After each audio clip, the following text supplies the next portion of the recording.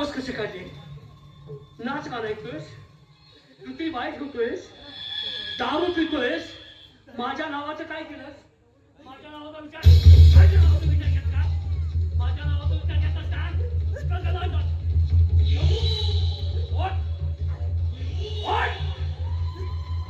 मी जन्म दिला ना?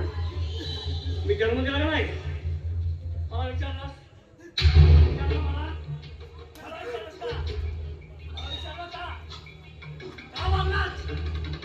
राजगाडीने तुझ्या ताब्यात येणार कवी सगळ्या स्वप्न माझ्या पाली टाकलंस. चालतो तुम्ही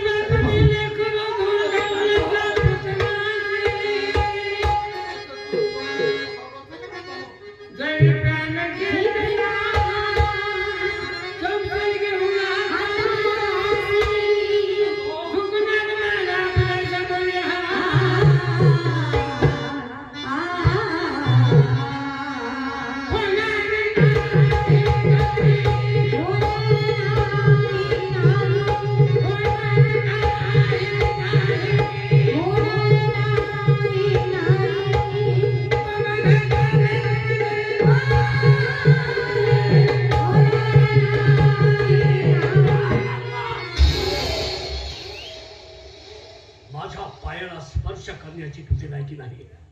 आतापर्यंत काळजाच्या पेटीत ठेवलं होतं मी तुला थोरलायस म्हणून. नाही त्याचं कृत्य करून धर्माला उजळ माथी वावरतोयस. आपला बाप कोण, आपण कोण याची चाड नसताना मी तुला राजगादीवर बसवणार होतो. आता तुला राजगादी नाही. हातपार बाबासाहेब, म्हणजे तुम्ही पुढचा पाठीमागचा विचार न करता डायरेक्ट मला हद्दपाची सजा देत आहात. ठीक आहे, तुमच्या मुखातून गेलेला शब्द तुम्ही कधी माघार घेत नाही. माझी तुम्हाला हात जोडून विनंती आहे, माझी एक अखेरची इच्छा पूर्ण करा. माझी आणि सुरेखाची एक वेळ भेट घालून द्या.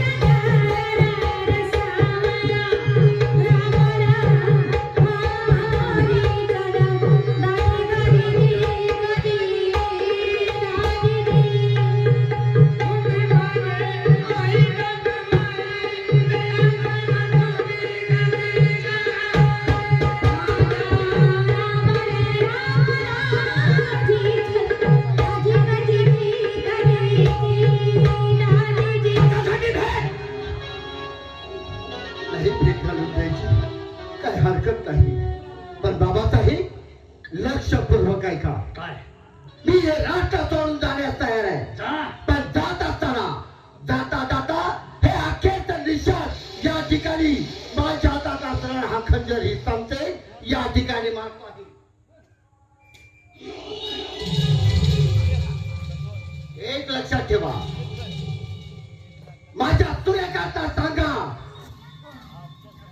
की तोपर्यंत तुझा भाऊ व्यवस्थित आहे, सुरक्षित आहे, तोपर्यंत यातून रक्त वाहणार नाही. ज्या दिवशी तुझ्या भावाच्या जीवाला धोका असेल, संकटात सापडला असेल, त्या दिवशी या निशाणीतून रक्त वाही येतो. हे मी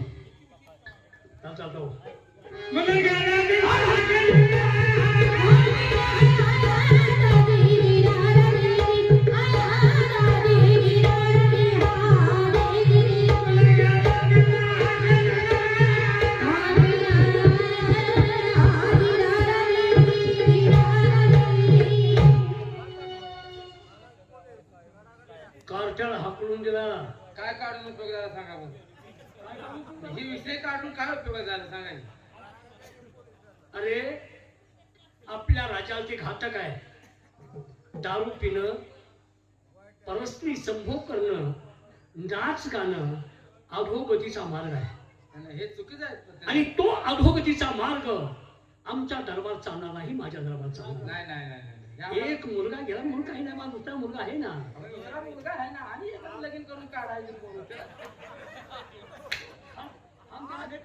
तुम्ही मारून जमलूय त्याला. चालत नाही दरबार. तुम्ही सगळं बंद केलं ना. म्हणजे मी तसं करतोय का? मग आता बोलले ना. काय? तुम्ही काय काय म्हणा. अरे दारू पिणं, परस्त्री संभोग करणं, हा, हा. नाच गाणं ऐकणं हे आयुष्याची अधोगतीचा मार्ग आहे. काय काय काय तुम्ही मालकरी आहे, दारूच्या मार्गाला जात नाही. नाही. माझा जन्म इथे गेला. बरोबर आहे परिस्थिती माते समान जा ना. तेव्हा माते समान जा हा आहे ना. बरोबर. तिथं जरा मला फालतू वाटतं. तिथे काय पडतो?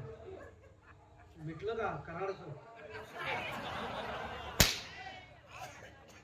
कराडचं मी कराडचं काय माझं आहे? कराडचं कराडचं माझं काय आहे? आता मला गरीबाला काय माहित नाही.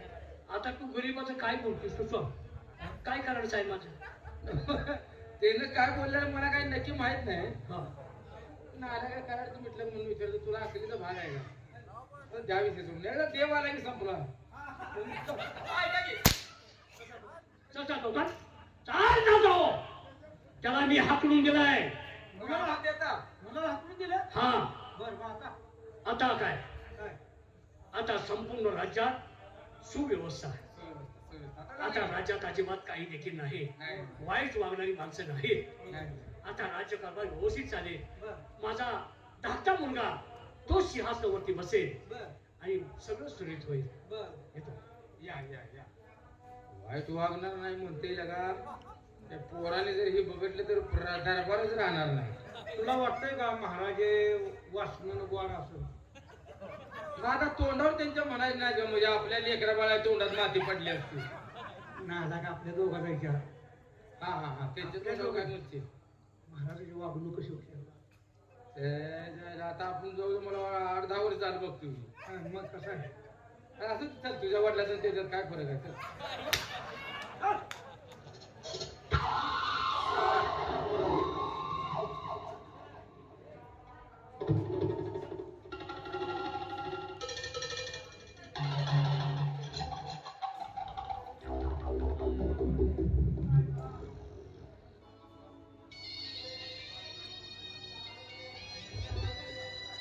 राजी जी माझ्या डोक्यात होतं तेच मी केलं. त्याला हातपाची शिक्षा दिलेली आहे. आता कशाला येतो तो परत? माझा सूर्यकांत शोभल तर गादीवर तो शोभणार नाही तर नाही. अहो माझ्या डोक्यात खूप मला कसं तरी होत होतं. जशी महाराज बोलली ना माझ्या मनाला चैन पडत नव्हता. हे काय पण मी करायचं तेच केलं. माझ्याच मुलग्याला मी गादीवर बसवणार. अरे सूर्यकांत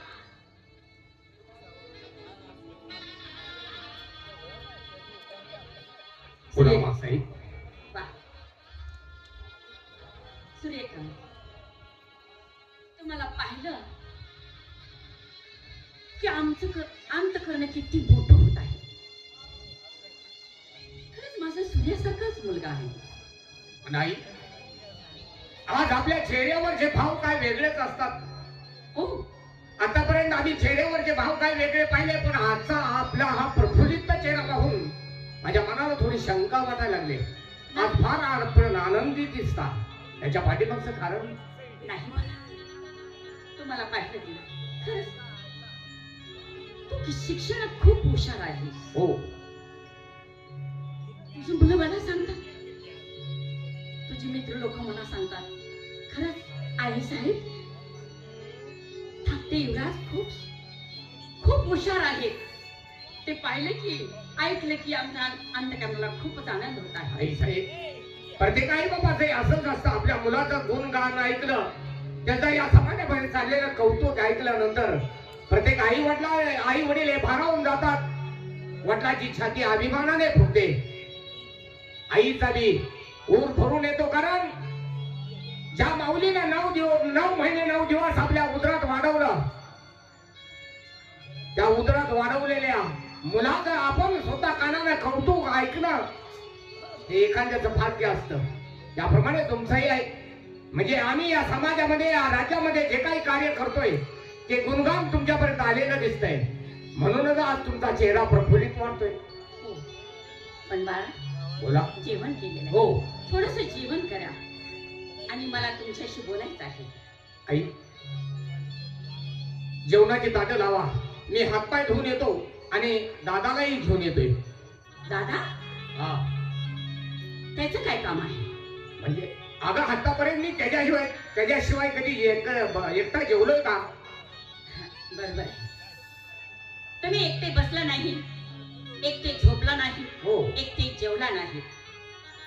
पण त्याच्या मागचं तुम्हाला मी कारण सांगत आहे. काय? महाराज मला बोलले की राणी सरकार, की चंद्रकांतला गाठीवरती बसवायचं. हो. ती मला सहन झालं नाही. हा? माझ्या डोकं कसं एकदम चिन्ह भिन्न झालं. मला काय सुचत नव्हतं. सूर्यकांत आणि त्याला गादीवरती बसवला. माझा मुलगा त्यानं हुकूम सोडावा आणि माझ्या मुलगानं नोकरासारखं काम ऐकावं, हे मला नाही सहन झालेलं. सूर्यकांत, मी त्याच्यावर काहीतरी आळ घेतला. काय? महाराजांनी मी वाटल ते सांगितलं आणि त्याला हाकलून दिला. हा, काय केलं ते आपण? वा मासाहेब, खरंच आई म्हणून शोभला त्या भूतलावरती. हा तरी तो तुमचा सावत्र मुलगा असला तर त्यालाही तुम्ही लहानाचा मोठा केला होता. तुमच्या अंगा खांद्यावरती तोही खेळला होता. त्यालाही आपण असे प्रेमाने 4 घास चारले होते. याची तरी जाणीव. अहो, ज्यावेळी आम्ही या भूतलावरती तुमच्या कुठे जन्माला आलो नव्हतो त्यावेळी तोच तुमच्या पदरात होता.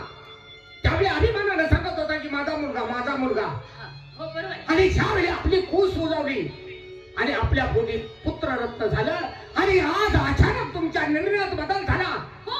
याला आई म्हणतात का? नाही बाळासाहेब, याला आईची माया, या आईचं प्रेम म्हणत नाही, याला स्वार्थी प्रेम म्हणतात. असू द्या. पण बाळासाहेब, असं स्वार्थी प्रेम या जगात शेवटपर्यंत कधी टिकत नसतं. याचं उदाहरण आहे. एकतर्फी प्रेम जर माणसानं कुणावरती जर केलं तर एका वरती कुणावरती तरी या जगातून जाण्याची वेळ येत असते. एकतर्फी प्रेम कधीही सक्सेस होत नसतं. त्याचप्रमाणे तुम्ही जो आमच्यात दुजाभाव निर्माण केला, मला वाटत नाही तुम्हाला आईची माया आणि मुलाचं प्रेम शेवटपर्यंत मिळेल असं. आणि काय म्हणतोस काय? हो. आईची माया नाही. अरे, तुला मी लहानाचा मोठा केला, मी आईची माया दिली नाही का? नाही बाळासाहेब, आईची माया काय असते आणि तुझ्या सावत्र भावाला सुद्धा मी दिली नाही का? म्हणूनच तुम्हाला एक छोटस उदाहरण सांगतोय. आम्ही शाळेत असताना आमच्या शाळेतला आमचाच एक मित्र आमच्या शाळेतल्या मुलीवरती जीवापाड प्रेम करत होता. बरेच दिवस त्या दोघांचे प्रेम संबंध चालू होते, पण त्या मुलीला त्या मुलावरती विश्वास नव्हता. म्हणून एक दिवस त्या मुलीनं त्या मुलाला जवळ बोलवलं. त्या मुलाला विचारलं, तुझं माझ्यावरती एकतर्फी प्रेम आहे पण माझा अजून तुला होकार नाही, तर का विचारलं नाही? मग त्या मुलानं विचारलं, का तुझं माझ्यावरती प्रेम नाही? मग त्या मुलीने सांगितलं, जर मी तुझ्यावरती प्रेम करावं असं तुला वाटत असेल तर मी सांगेल ते तुला करावं लागेल. प्रेमानं वेडा झालेला तो मुलगा म्हणला, सांग अगं तुझ्यासाठी काय करू? आकाशाचे चंद्र तारे तुझ्या पायावरती आणून टाकू, जणू काय याच्या बापानं तिथं नेऊन ठेवले. त्या मुलीनं सांगितलं, मला चंद्र तारे वगैरे काही नको, फक्त मी एक काम सांगते, तेवढं जर केलंस तर मी समजेन की तुझा माझ्यावरती जीवापाड प्रेम आहे. मग त्या मुलीनं त्यावेळी सांगितलं, जर तुझं माझ्यावरती खरं प्रेम असेल तर याच पावली जा आणि आईच काळीच घेऊन ये. काय